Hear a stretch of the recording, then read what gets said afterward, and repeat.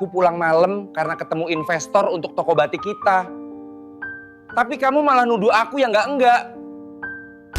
Bayangkan, seorang istri bekerja keras membangun bisnis keluarganya, tapi uang hasil jerih payah itu dipakai suami sendiri untuk liburan ke luar negeri, bahkan membiayai operasi plastik selingkuhannya. Ia tak tinggal diam. Balasannya justru membuat keduanya hancur di momen paling bahagia mereka. Sebelum kita mulai, absen dulu yuk dari mana saja kalian nonton. Jangan lupa juga subscribe dan aktifkan lonceng notifikasinya, supaya kalian gak ketinggalan cerita-cerita terbaru dari kita. Karena dari setiap kisah, selalu ada pelajaran yang bisa kita ambil.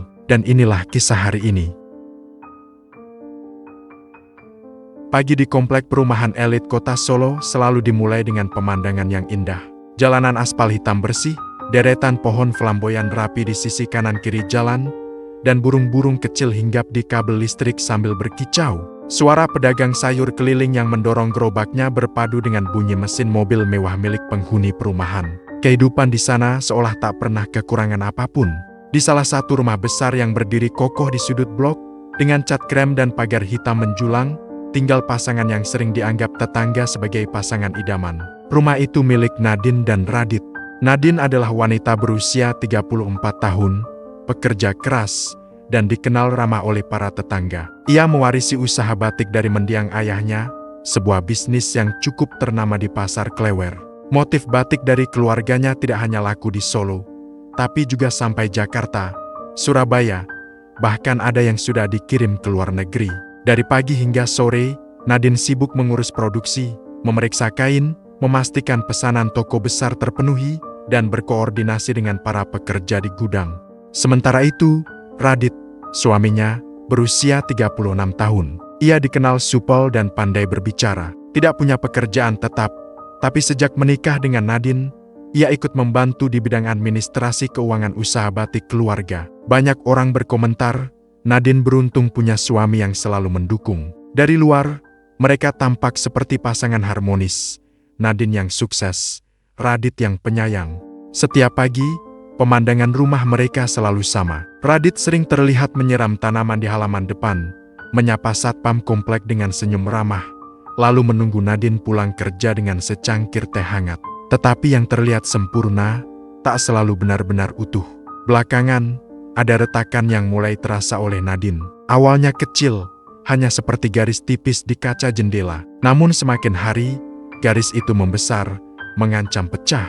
Radit mulai sering pulang larut malam. Alasannya selalu sama. Ada rapat sama pemasok Din. Atau aku ketemu investor, buat ekspansi batik kita. Nadine yang sibuk di gudang mempercayai saja. Ia berpikir, mungkin Radit benar-benar ingin mengembangkan usaha keluarga. Bukankah itu hal yang baik? Tapi hatinya tak bisa berbohong. Ada sesuatu yang terasa janggal.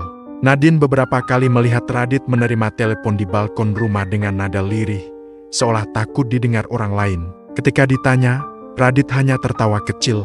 "Ah, cuma ngobrol sama teman lama. Jangan khawatir, Adin." Nadine menepis kecurigaan itu. Ia terlalu lelah untuk menaruh prasangka. Pagi-pagi ia sudah ke pasar dan gudang, siang sibuk memeriksa kualitas produksi, malam masih harus membuat laporan keuangan dan memikirkan desain baru. Ia tidak mau menambah beban pikiran dengan mencurigai suaminya sendiri. Namun, kebenaran kadang tak bisa disembunyikan selamanya. Malam itu, Nadine pulang lebih larut dari biasanya. Ia baru saja menyelesaikan kesepakatan besar dengan sebuah butik ternama di Jakarta. Hatinya sedang berbunga-bunga. Ia bahkan membeli martabak manis untuk dimakan bersama Radit sebagai kejutan kecil. Saat mobilnya masuk ke garasi, rumah tampak gelap. Hanya lampu ruang tengah menyala redup. Nadine membuka pintu dengan kunci cadangan, melangkah pelan agar tidak menimbulkan suara. Televisi di ruang tengah menyala tanpa suara. Di sofa, Radit tertidur pulas, masih mengenakan kaos dan celana pendek. Di dadanya, sebuah ponsel tergeletak dengan layar menyala. Nadine tersenyum kecil. Pemandangan itu sempat membuat lelahnya luruh.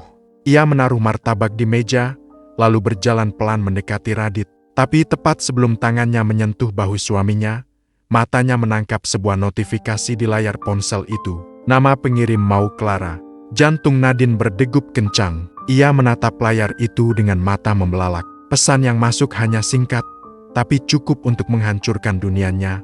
"Sayang, Aku nggak sabar liburan sama kamu minggu depan. Paris pasti romantis banget.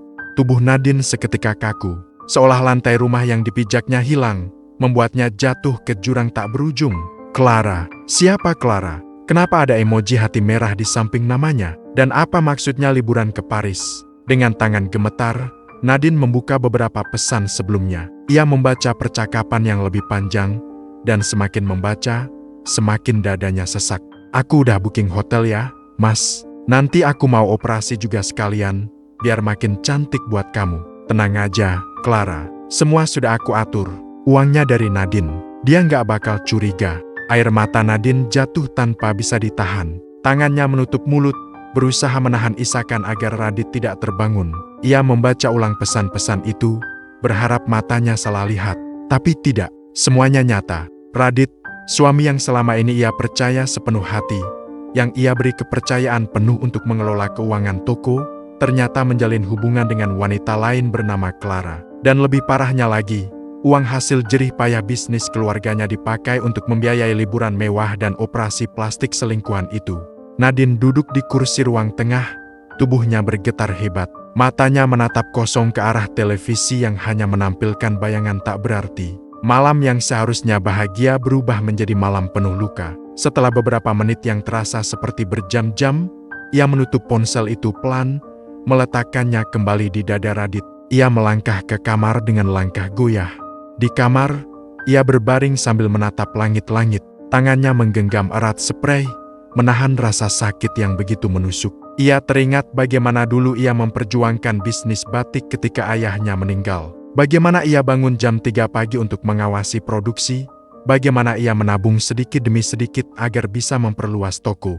Semua itu, ia lakukan untuk masa depan bersama Radit. Dan kini, semua kepercayaan itu dikhianati. Namun di balik tangisnya, perlahan lahir sebuah tekad. Nadine bukan wanita lemah yang bisa diinjak begitu saja. Ia mungkin hancur malam itu, tapi dalam hatinya sudah muncul satu janji. Ia tidak akan diam. Esok pagi, Radit bangun dengan wajah cerah seolah tak ada yang terjadi. Ia menyiapkan sarapan seadanya, lalu mencium kening Nadine sebelum berangkat. Aku mungkin pulang agak malam, ada rapat lagi, Din. Hati-hati di toko ya, katanya dengan nada hangat. Nadine hanya tersenyum tipis. Dari luar, ia masih terlihat sebagai istri setia. Namun di balik senyum itu, hatinya sudah memendam rencana. Sebuah rencana yang kelak akan menghancurkan Radit dan Clara. Hari-hari berikutnya berjalan seperti biasa di komplek perumahan Solo itu. Dari luar, rumah Nadine dan Radit masih tampak harmonis.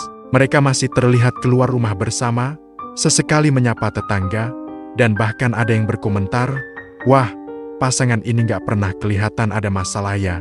Tetapi di dalam hati Nadine, badai terus berkecamuk. Malam ketika ia menemukan pesan Clara tidak bisa ia lupakan. Kata-kata Paris dan operasi plastik terus terngiang di telinganya. Ia tahu, jika ia langsung melabrak Radit saat itu juga, ia bisa kalah langkah. Radit terlalu pintar bicara. Ia bisa saja mengelak, memutar balik keadaan, atau bahkan menuduh Nadine cemburu buta. Nadine memutuskan untuk diam sementara. Diam yang penuh perhitungan. Ia mulai menyusun rencana dengan tenang. Setiap kali Radit keluar rumah, Nadine memperhatikan gerak-geriknya. Ia mencatat jam berangkat dan jam pulang. Ia bahkan sengaja menanyakan beberapa hal kecil untuk menguji konsistensi jawabannya. Dan benar saja, Radit sering memberikan keterangan yang berbeda-beda. Sore itu, Nadine duduk di ruang kerjanya di toko batik. Tumpukan kain motif parang, kaung, dan teruntum memenuhi rak-rak besar di sekelilingnya. Aroma malam batik masih terasa di udara, tapi pikirannya tidak fokus pada produksi. Ia menatap layar laptop, membuka catatan keuangan toko, dan menemukan kejanggalan lain. Ada transaksi dalam jumlah besar yang tidak pernah ia ketahui sebelumnya. Keesokan harinya, Nadine memutuskan pergi ke bank. Di bank, ia mengenakan kebaya sederhana warna coklat muda, rambutnya diikat rapi. Dengan suara tenang, ia berkata pada teller, "Mbak, bisa tolong cetakkan rekening koran 6 bulan terakhir untuk tabungan perusahaan saya." Teller itu mengangguk, mengetik sesuatu di komputernya, lalu menyerahkan lembaran kertas hasil cetakan. Suara mesin printer terdengar jelas, tapi hati Nadine berdetak semakin cepat. Ketika ia melihat lembar demi lembar transaksi itu, matanya panas. ada penarikan besar di luar sepengetahuannya, ada pembayaran ke agen perjalanan luar negeri, ada cicilan kartu kredit bernama Radit Santoso suaminya sendiri yang ternyata dibuat dengan menggunakan rekening toko batik. Nadine menarik napas dalam-dalam. Dari luar, ia masih tersenyum, mengucapkan terima kasih pada teller, lalu melangkah keluar bank dengan kepala tegak. Tetapi di dalam tasnya, ia membawa bukti pengkhianatan. Di parkiran, ia duduk di dalam mobil cukup lama. Ia menatap rekening koran itu sambil meremas setir. Jadi benar, dia jual usaha keluargaku pelan-pelan. Uang ini bukan cuma buat dia, tapi juga buat Clara. Air mata sempat jatuh di pipinya, tapi segera ia seka. Ia tidak boleh terus terlihat lemah. Ia harus mulai bertindak. Malamnya, Nadine menyiapkan makan malam dengan suasana romantis. Ia menata meja dengan lilin kecil, menaruh hidangan kesukaan Radit, ayam bakar kecap dengan sambal terasi. Radit pulang dan terlihat terkejut. Wah, ada acara apa ini, Din? Kok spesial banget? Tanyanya sambil tersenyum lebar. Nadine ikut tersenyum, meski hatinya perih. Gak ada acara apa-apa, aku cuma pengen kita makan enak bareng. Sudah lama kita gak begitu, kan? Radit tampak senang. Ia duduk dan makan dengan lahap. Sambil makan, ia mulai bicara, sayang, aku lagi ada peluang bisnis besar. Ada investor luar negeri mau masuk, mungkin aku harus sering keluar kota nanti. Semua ini aku lakukan demi kita. Nadine menatap matanya, tatapan lembut, penuh kepura-puraan. Ia ingin sekali melemparkan bukti rekening koran ke wajah Radit. Tapi ia menahan diri. Ia hanya tersenyum kecil, lalu mengangguk. Ya sudah, kalau itu memang yang terbaik. Radit semakin yakin bahwa istrinya tidak tahu apa-apa. Malam itu, setelah Radit tertidur, Nadine duduk di ruang kerja. Ia menyalakan laptop, mencoba masuk ke akun email Radit. Berkali-kali gagal, tapi ia tidak menyerah. Ia mencoba kombinasi tanggal lahir, ulang tahun pernikahan, hingga akhirnya berhasil masuk. Apa yang ia temukan di sana membuat tubuhnya kaku. Ada tiket penerbangan ke Paris untuk 2 orang, Radit dan Clara. Ada reservasi hotel bintang 5 di Champs-Élysées. Dan ada email dari klinik kecantikan di Seoul, Korea, yang mengkonfirmasi jadwal operasi plastik Clara. Semua biaya puluhan hingga ratusan juta rupiah sudah dibayar lunas dengan kartu kredit tambahan yang dibuat Radit menggunakan rekening usaha batik. Nadine terdiam lama. Ia menutup wajah dengan kedua tangannya, air matanya jatuh membasahi telapak. Astaga, jadi semua kerja kerasku selama ini, uang dari keringatku, dari usaha ayahku, dipakai untuk ini. Untuk liburan, untuk operasi selingkuhannya. Di tengah rasa sakit itu, kepalanya justru semakin jernih. Ia tahu, jika ia ingin menang, ia tidak boleh sekadar meledak dalam emosi. Ia harus menyusun strategi. Strategi yang membuat Radit dan Clara terjebak dalam permainan mereka sendiri. Sejak malam itu, Nadine mulai berakting. Ia tetap tersenyum pada Radit, tetap menyiapkan sarapan, bahkan sesekali mengirim pesan singkat penuh perhatian. Radit semakin lengah, semakin yakin bahwa istrinya adalah wanita polos yang tidak tahu apa-apa. Padahal, Nadine sedang menyiapkan sandiwara terbesar dalam hidupnya.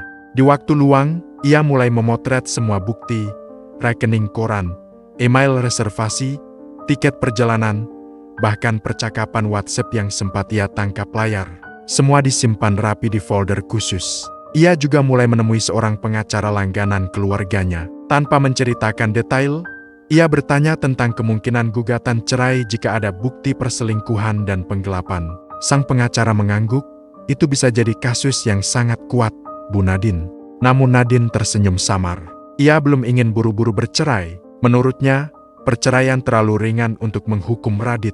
Ia ingin sesuatu yang lebih dalam, menghancurkan harga diri Radit tepat di momen yang paling ia dambakan. Dan momen itu akan segera tiba, perjalanan mereka ke Paris dan operasi plastik Clara di Seoul.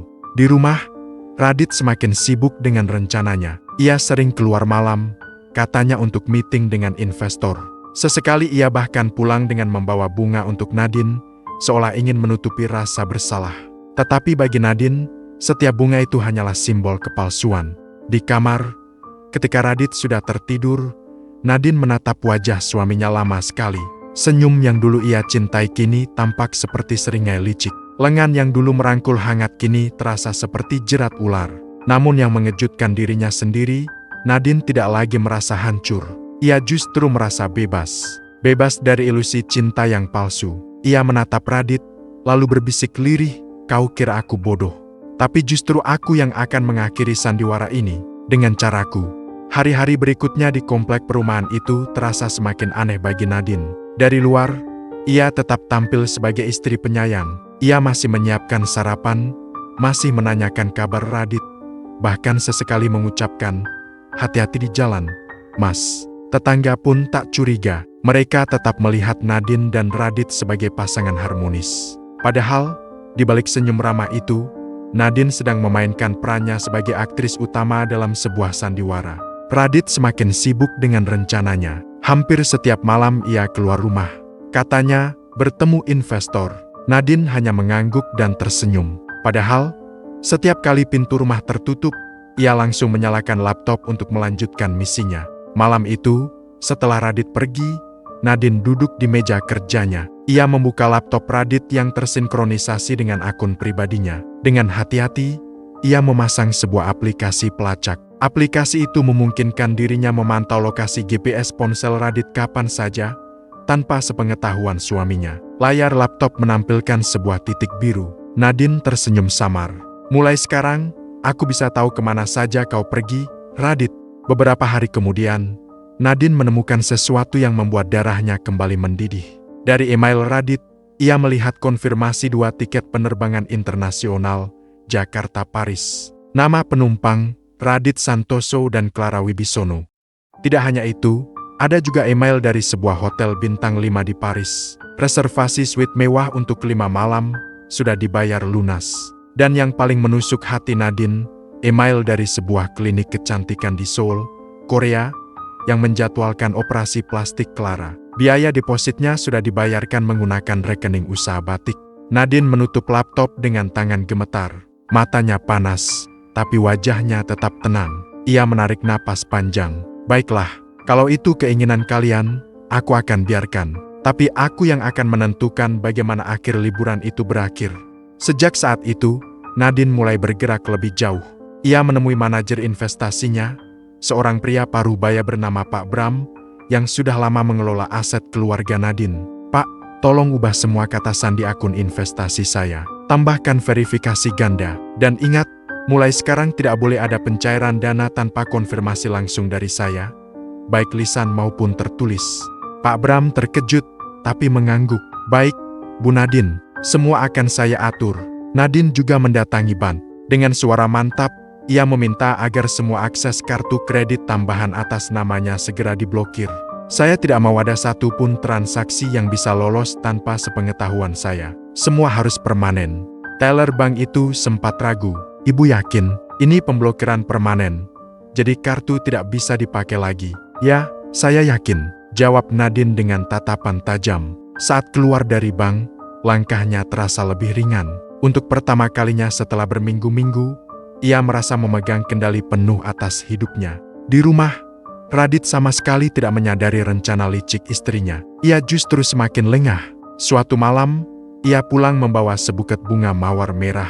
"Untuk kamu, Din. Aku tahu aku sering sibuk, tapi kamu harus tahu aku sayang sama kamu." Nadine menerima bunga itu dengan senyum hangat. "Terima kasih, Mas. Aku senang." Radit tersenyum lega. Ia benar-benar percaya bahwa istrinya tidak tahu apa-apa. Padahal, di balik senyum itu, Nadine sudah menyiapkan peran terakhirnya, membiarkan Radit berangkat ke luar negeri, lalu menghentikan semua akses keuangan tepat di saat yang paling penting.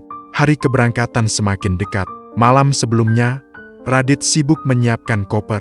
Ia melipat kemeja-kemeja mahal, menaruh jas, dan menyusun sepatu kulit kesayangannya. Clara sesekali menelpon, suaranya manja di ujung telepon.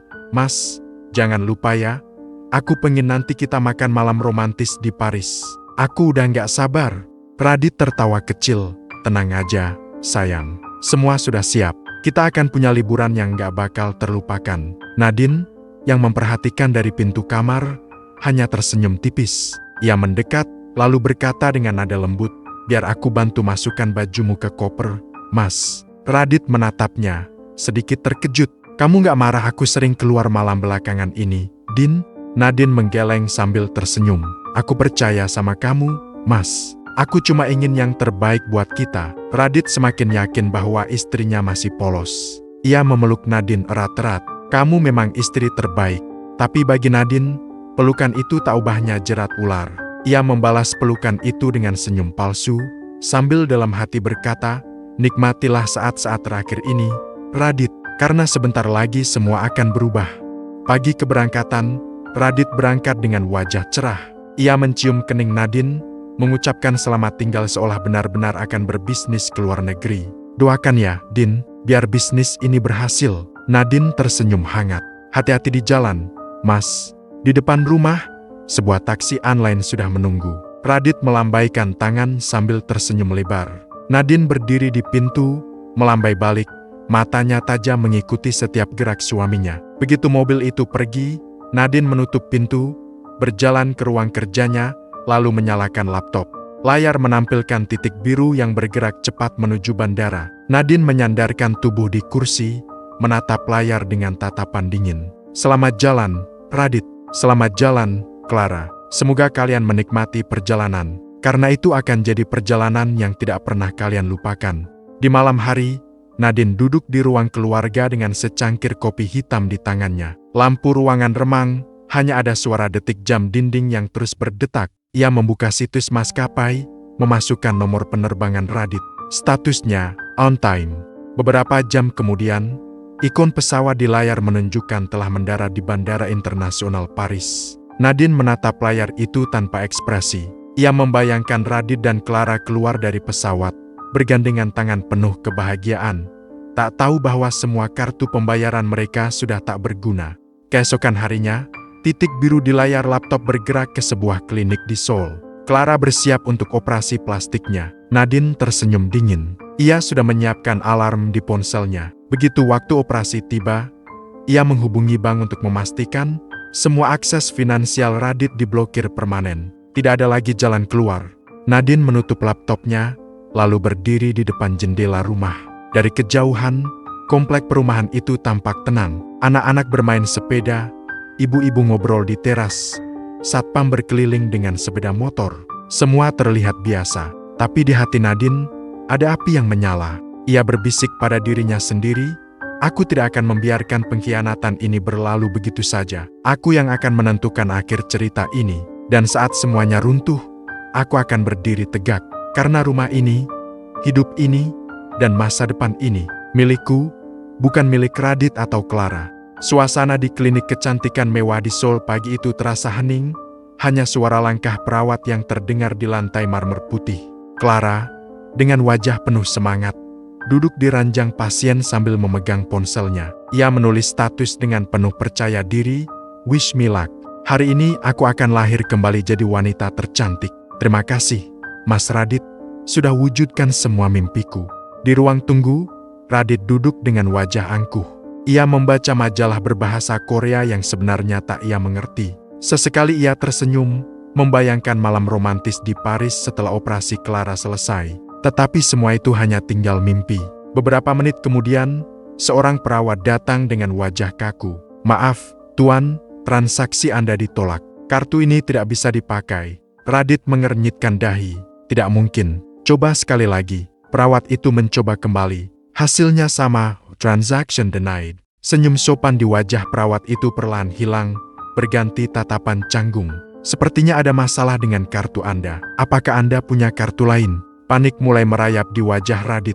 Tidak mungkin. Kartu ini selalu bisa dipakai. Coba ulangi." Namun hasilnya tetap sama. Semua transaksi ditolak. Radit mulai berkeringat. Ia memegang kepala, mencoba berpikir cepat. Hanya ada satu orang yang bisa menjawab, Nadine. Ia berlari ke sudut ruang tunggu. Tangannya gemetar saat mencari kontak istrinya. Di layar ponsel tertulis, "Nadine, istriku." Ia menekan tombol panggil. Di Solo, Nadine sedang duduk santai di sofa rumah. Televisi menyala menampilkan sinetron sore. Ponselnya bergetar di meja. Nama Radit muncul di layar. Ia menatapnya lama, lalu tersenyum samar. Tangannya dengan tenang membalik ponsel, membiarkannya berdering tanpa dijawab. Di ujung lain, Radit semakin panik. Ia menelpon lagi, dan lagi. Semuanya tak dijawab. Sementara itu, Clara sudah berada di ruang operasi. wajahnya penuh tanda spidol dokter bedah. Tapi karena pembayaran belum masuk, dokter menghentikan prosedur. Clara dipulangkan dengan wajah penuh amarah. "Mas, kenapa kartunya ditolak? Aku malu banget tadi," teriak Clara begitu keluar dari klinik. Radit hanya bisa menunduk. "Aku nggak ngerti, sayang. Seharusnya uangnya cukup. Mungkin ada masalah teknis." Namun jauh di dalam hati, ia tahu ini bukan masalah teknis. Ini ulah Nadine. Hari-hari berikutnya berubah jadi mimpi buruk. Hotel tempat mereka menginap menagih pembayaran. Karena kartu ditolak, Radit diminta membayar tunai. Uang tunai yang ia bawa jelas tak cukup. Mereka hampir diusir dari hotel mewah itu. Clara, yang tadinya begitu manja, berubah jadi pemarah. "Aku kira kamu kaya. Aku kira kamu bisa bahagiain aku. Ternyata semua cuma omong kosong." Radit mencoba menghubungi teman-temannya di Indonesia untuk meminjam uang. Tapi semua menolak. Beberapa bahkan menertawakannya. "Radit, katanya sukses bisnis batik. Kok sekarang minta-minta? Jangan-jangan kamu nipu Nadine?" Ya, setiap telepon adalah penghinaan. Ia harus mengakui perselingkuhannya, harus mengakui bahwa ia menghabiskan uang Nadine, dan kini terjebak di negeri orang dengan selingkuhan yang belum sempat dioperasi. Clara sendiri menjadi bahan ejekan. Wajahnya yang setengah ditandai operasi, ditambah amarah yang meledak-ledak, membuat orang-orang memandanginya dengan jijik. Di media sosial, kabar tentang dirinya mulai menyebar. Gosip bahwa seorang wanita Solo gagal operasi plastik di Korea dengan wajah rusak menjadi bahan tertawaan. Sementara itu, di Solo, Nadine justru hidup lebih tenang dari sebelumnya. Untuk pertama kalinya setelah berbulan-bulan, ia bisa tidur nyenyak. Ia bangun pagi bukan karena alarm, tapi karena sinar matahari yang menyelinap masuk ke jendela. Ia berjalan ke taman belakang, menyirami bunga-bunga mawar yang dulu ia tanam bersama ibunya. Udara terasa segar, suara burung terdengar merdu. Dalam hati, ia berbisik, "Rumah ini bukan lagi rumah kita, ini rumahku, hidupku, kerajaanku." Nadine segera menghubungi pengacaranya. Dengan bukti yang sudah ia kumpulkan, ia melayangkan gugatan cerai. Pengacaranya berkata dengan kagum, "Bu, ini kasus perselingkuhan dan penggelapan yang sangat kuat. Kita bisa menuntut pidana juga." Nadine hanya tersenyum. "Tidak usah. Penjara terlalu mudah untuknya. Biarkan dia kehilangan harga diri dan semua yang dia banggakan. Itu sudah cukup." Kabar tentang kehancuran Radit akhirnya sampai ke Solo. Tetangga-tetangga yang dulu memuji keharmonisan mereka mulai berbisik-bisik. Katanya dia selingkuh. "Loh, uangnya habis dipakai pelakor. Sekarang pulang nggak punya apa-apa." Kedai kopi kecil yang dulu dibuka Radit di Solo pun akhirnya tutup total. Reputasinya hancur, modalnya lenyap. Ia kembali ke rumah orang tuanya, hidup seadanya, bekerja serabutan. Clara, ia pulang ke Indonesia dengan wajah yang gagal dioperasi. Orang-orang yang melihatnya di jalan berbisik-bisik, bahkan ada yang menertawakan. Hidupnya berubah jadi aib yang tak pernah ia bayangkan. Nadine, sebaliknya, justru semakin bersinar. Ia memperluas bisnis batiknya, membuka cabang baru, dan bahkan mendapat tawaran ekspor lebih besar. Kesibukan itu menjadi terapinya. Ia fokus pada masa depan, bukan lagi pada luka masa lalu. Suatu malam, ia mengundang sahabat-sahabatnya untuk makan malam di rumah. Rumah yang dulu penuh kepalsuan kini terasa lebih lapang dan cerah. Di meja makan, mereka tertawa, berbagi cerita, menikmati makanan enak.